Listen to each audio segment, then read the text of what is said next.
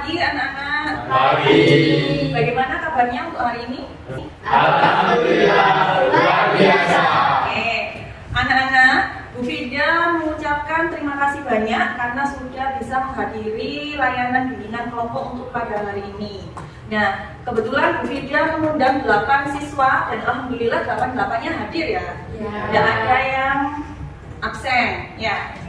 Untuk selanjutnya, sebelum kita memulai kegiatan layanan bimbingan kelompok pada pagi hari ini, alangkah kegiatan pada pagi hari ini kita awali dengan kegiatan berdoa. Siapa yang memimpin berdoa? Satrio, oke. Bisa dipandu Mas Satrio? Sebelum kita memulai kegiatan pagi hari ini, lebih baik kita berdoa menurut agama dan kepercayaan masing-masing. Berdoa dimulai. Oke, sekali lagi Bu Fida ingatkan untuk hadir di sini dalam rangka kegiatan bimbingan kelompok. Sebelumnya saya tanya dulu, ada yang tahu bimbingan kelompok itu apa? Tidak tahu? Oke, kalau tidak tahu, Bu Fida jelaskan bahwa bimbingan kelompok itu adalah bimbingan yang masuk di layanan konseling, bimbingan dan konseling. Jadi di dalam bimbingan ini nanti kalian bertukar pendapat. Kemudian kalian memperoleh keterampilan, memperoleh informasi yang baru, pengetahuan baru, saling berdiskusi antara anggota kelompok yang satu dengan anggota kelompok yang lain. Bisa dipahami ya? Iya. Nah, di sini perannya Bu Fida itu sebagai pemimpin kelompok. Kalau kalian adalah anggota kelompok. Jadi di dalam bimbingan kelompok ini sendiri juga terdapat asas-asas. Ada salah satunya asas kerahasiaan, di mana nanti apapun informasi yang ada di kelompok ini sebisa mungkin jangan sampai ada yang tahu. Kemudian yang kedua ada asas keterbukaan. Jadi Bu Fida berharapnya nanti kalian antara satu anggota kelompok dengan anggota kelompok lain itu saling terbuka antara satu dengan yang lain. Jangan sampai ada yang ditutup-tutupi. Kemudian yang ketiga ada asas kegiatan, di mana nanti Bu Fida berharap kalian aktif ikut serta dalam kegiatan ini dari tahap awal sampai tahap akhir. Kemudian yang terakhir, nah ini ada asas kesukarelaan. Saya tanya dulu, tadi untuk menghadiri undangan Bu Fida ini dengan keadaan terpaksa atau secara sukarela untuk datang ke sini? Sukarela. Oke, kalau sukarela berarti kalian juga sudah melakukan asas kesukarelaan ya. Ada yang ditanyakan sampai sini? Tidak ya. Jadi harapannya nanti Bu Fida berharap kalian ikut berperan aktif, sekali lagi saya ingatkan ya. Nah, terus di dalam bimbingan kelompok ini nanti Bu Fida akan menggunakan metode mind mapping dengan teknik brainstorming. Jadi mind mapping, sebelumnya saya tanya dulu ini, mind mapping ada yang tahu mind mapping nggak? Peta konsep, betul. Ada lagi yang tahu? Peta pikiran, oke, cuma kurang tepat ya. Jadi nanti kita akan membuat mind mapping yang salah satunya tadi disebutkan Talita, Bu peta konsep, betul memang peta konsep. Jadi kata lainnya adalah peta konsep untuk cara mengelompokkan ide gagasan kita ke kerangka yang terstruktur.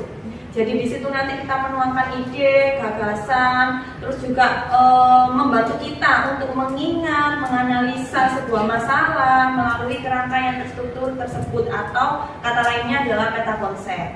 Terus di samping itu, Bu Fida juga berharap karena saya menggunakan teknik brainstorming, kita harus saling curah gagasan dan curah pendapat. Ya, untuk aturan kelompoknya sendiri, saya berpesan nanti sebisa mungkin kita saling menghargai antar pendapat anggota kelompok. Nah, ini karena tadi sudah tahu mind mapping ya, sebelumnya ini kan beda-beda kelas ya.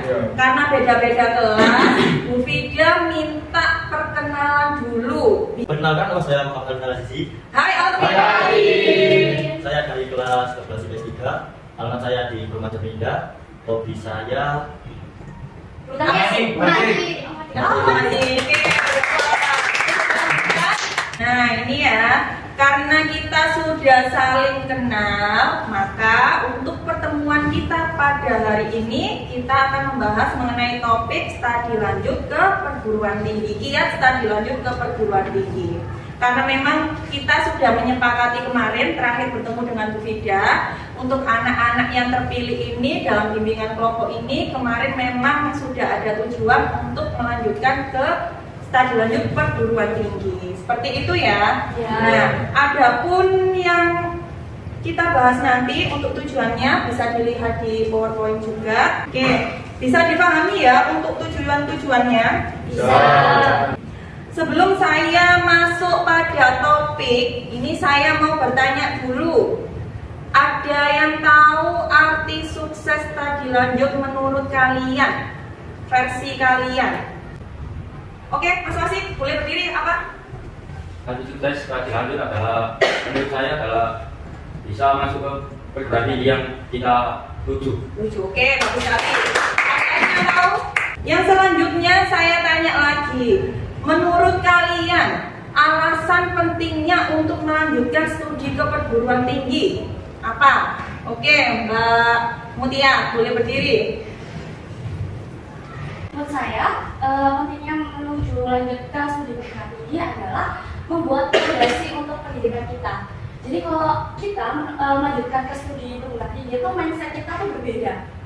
Nah, kita lanjut ke kuliahan bukan berarti kita untuk menjadi seseorang yang kaya raya, jadi seseorang yang miliarder, bukan. Tetapi orang yang memiliki pendidikan yang tinggi itu sudah pasti orang yang sukses. Bagus sekali dari manusia ya. Nah, untuk selanjutnya, ciri-ciri orang sukses menurut kalian seperti apa? Singkat saja, enggak apa-apa. Nanti biar maksudnya. Oke, Mas Bintang.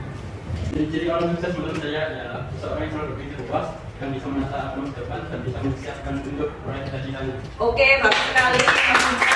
Dan di sini Bu Fida, karena tadi menggunakan metode mind mapping, saya akan jelaskan sedikit mengenai metode mind mapping itu sendiri.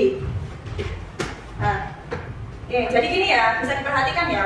Untuk metode mind mapping itu adalah cara cermat belajar dengan cepat. Kalau tadi pengertian mind mapping itu sendiri, kelihatannya anak-anak sudah sedikit paham dengan pengertian mind mapping, yaitu kerangka terstruktur, kemudian meta konsep dan lain sebagainya. Saya punya video, hanya sebentar saja, bisa dilihat. Untuk contoh mind mapping itu sendiri seperti ini. Jadi Bu Fida nanti minta kalian membuat mind mapping yang mencakup ada 7 poin. Nanti sekiranya seperti ini. Untuk yang tengah bisa kalian tulis sukses studi lanjut ke perguruan tinggi sebagai topik kita pada hari ini. Waktu mengerjakan kita, saya kasih waktu 10 menit untuk mengerjakan. Kalian saya bagikan ini adalah LKPD atau lembar kerja peserta didik. Di sini nanti ada 6 pertanyaan yang harus kalian jawab.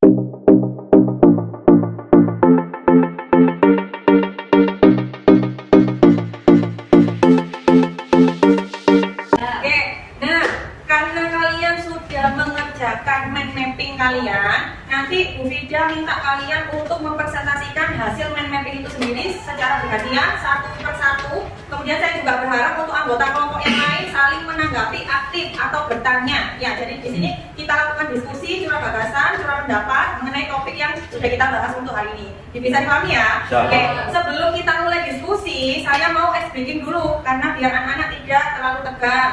Aja. Aja. Jadi. Oke, teman-teman. Oke, sekarang masuk pada ini ya, presentasi hasil kerja mind mapping. Boleh dipaparkan hasil kerjanya seperti apa ke teman-teman yang lain. Siapa yang mau lebih dulu untuk memaparkan hasil mind mappingnya tersebut? Boleh, angkat-angkat. Mbak Mutia, bersedia? Boleh. Oke, silakan Mbak Mutia. Baik, assalamualaikum warahmatullahi wabarakatuh. Waalaikumsalam warahmatullahi wabarakatuh. Jadi ini hasil mind mapping saya. Kebetulan karena saya dari jurusan IPS, ilmu pengetahuan sosial, jadi kuliahnya nggak jauh-jauh dari itu. Karena tidak ada niatan undur, jadi saya mengambil di pendidikan nih. Ada yang tahu nggak saya mau ambil apa? Apa kira-kira? Kira-kira. Iya, ini banget. Yang udah disampaikan sama Mas Nova, benar. Aku pengen lanjutnya ke Agak keras lagi pendidikan. Mbak Mutia. Saya pengen lanjutnya ke pendidikan, lebih tepatnya di jurusan pendidikan bimbingan konseling. Di mana? Di Universitas Negeri Surabaya. Nah, kenapa sih saya memilih mengambil pendidikan bimbingan konseling ini? Karena saya ingin memberikan edukasi, pengarahan kepada siswa-siswi di Indonesia. Nah, saya juga ingin sebagai seorang siswa yang saat ini yang nantinya akan bekerja, saya ingin menjadi seorang pengabdi kepada negara melalui dunia pendidikan. Ya. Strategi untuk mencapai studi lanjut itu bagaimana ya? Yang pastinya ada belajar giat, semakin giat akan lolos seleksi studi lanjut. Kalau bisa SNMPTN ya, karena SBM sangat pusing ya teman-teman ya kan. Nah, iya benar. Terus habis itu, yang pasti kita harus konsultasi kepada pihak BK. Apakah yang kita pilih ini sangat tepat atau tidak? Karena mempengaruhi nilai kita juga, mempengaruhi apa yang kita mampu sama jurusan yang kita pilih itu sepadan atau tidak. Nah, kemudian faktor pendukung itu adalah karena kedua orang tua saya, alhamdulillah saya terlahir di keluarga yang sangat suportif sekali, sangat open-minded sekali. Orang tua saya sangat mendukung akan apa yang saya pilih. Kemudian saya setelah berkonsultasi kepada pihak BK juga sangat mendukung apa yang saya pilih karena sesuai dengan minat dan bakat saya. Nah, kemudian ada faktor penghambat. Untuk sementara ini faktor penghambat tidak ada pada diri saya. Nah, untuk cara dan trik saya untuk mendapatkan impian saya adalah dengan mengimbangi dunia dan akhirat. Seperti tadi yang sudah saya singgung di awal, dunia dan akhirat itu harus imbang. Terima kasih. Wassalamualaikum warahmatullahi wabarakatuh. Oke, beri tepuk tangan. Nah, dari paparan Mbak Mutia tadi, sekiranya ada masukan dari anggota yang lain atau ada tanggapan dari anggota yang lain atau bahkan ada pertanyaan dari anggota yang lain. Siapa yang mau? Oke, Mas Bintang, ada yang lihat? Boleh berdiri. Ya, saya tanya kepada Mbak Mia. Agak dikeraskan lagi soalnya. Apakah benar tidak ada faktor penghambat sama sekali di saat ini? Oke, pertanyaannya itu ya, kenapa tidak ada faktor penghambat sama sekali? Mungkin maksudnya Mas Bintang itu agak ragu, Mas, ada faktor penghambat sama sekali untuk pilihan karirnya. Boleh Mbak Mutia untuk menjawab? Terima kasih atas pertanyaan yang diberikan oleh Mas Bintang. Pertanyaannya sangat bagus sekali, saya apresiasi itu. Katanya, masa sih ya gak ada faktor penghambat sama sekali? Menurut saya, kalau kita semakin ragu-ragu, kita tuh sering sekali ke-distract akan ketakutan kita yang nantinya belum kita coba udah bilang, aku nggak bisa deh, aku nggak akan lulus nih, aku nggak akan kayak gitu. Itu berarti intinya gini ya, tekadnya Mbak Mutia itu sangat kuat sekali. Dia pokoknya maju terus, pantang mundur Bu, pantang mundur. Walaupun ada penghambat sekecil apapun, saya anggap bukan penghambat. Beri tepuk tangan untuk Mbak Mutia. Nah, tadi kan sudah dipaparkan semua untuk terkait hasil kerja mapping untuk anak-anak. Tadi juga kita sudah saling menanggapi, sudah memberi pertanyaan, sehingga sudah memberi jawaban juga ke teman-teman yang lain. Jadi sekiranya hasil mapping itu sudah kita diskusikan dengan baik. Ya, untuk terkait faktor pendukung yang akan Bu Fida bahas, tadi juga sempat dibahas oleh teman-teman yang lain. Salah satunya faktor pendukung atau faktor yang mempengaruhi untuk lanjut ke studi perguruan tinggi adalah yang pertama paling utama adalah faktor sosial ekonomi. Tadi juga banyak teman-teman ini kan memaparkan ada faktor penghambat dari segi ekonomi dan lain sebagainya.